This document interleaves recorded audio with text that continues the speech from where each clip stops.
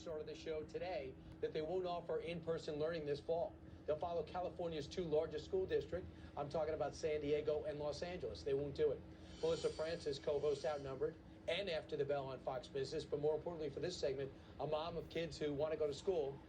Melissa, are you surprised these school districts are throwing in the towel right now after we were throwing the towel in the spring?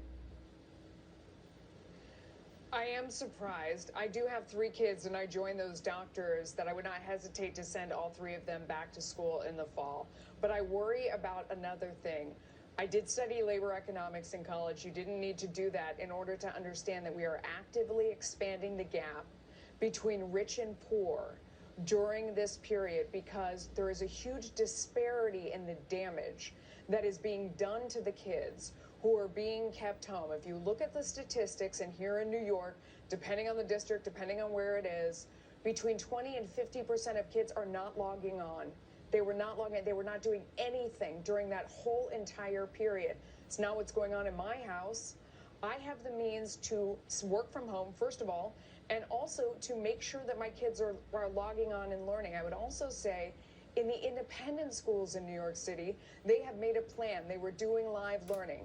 They've done really smart, practical things, like rather than having your kids go to school Monday, Wednesday, Friday, why don't we stagger it through the day? So they all go every day, but you take the little kids, you bring them in earlier in the morning.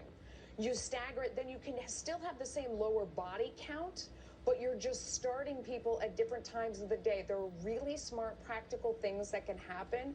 But here's the biggest point, Brian. The Democrats that are fighting against sending kids back to school are consigning low-income children to a low-income future. And I'm wondering why they're doing that, because we know that one of the biggest predictors and one of the best ways to get out of poverty is early education. It's not college.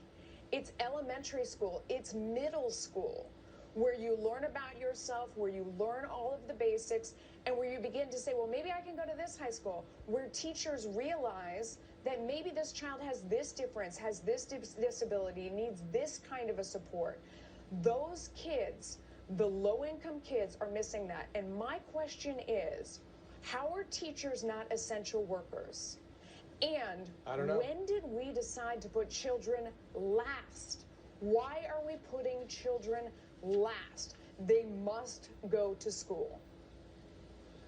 Melissa, I agree. We got to show some resourcefulness and make it work. Don't say, I can't make it work.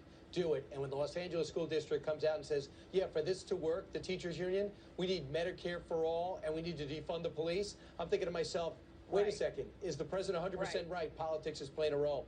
Melissa, I hope your kids get back to school, and I hope all the kids watching right now get back to school. I think their parents feel the same way. Me too. Thank you so much. Yeah. See you tomorrow.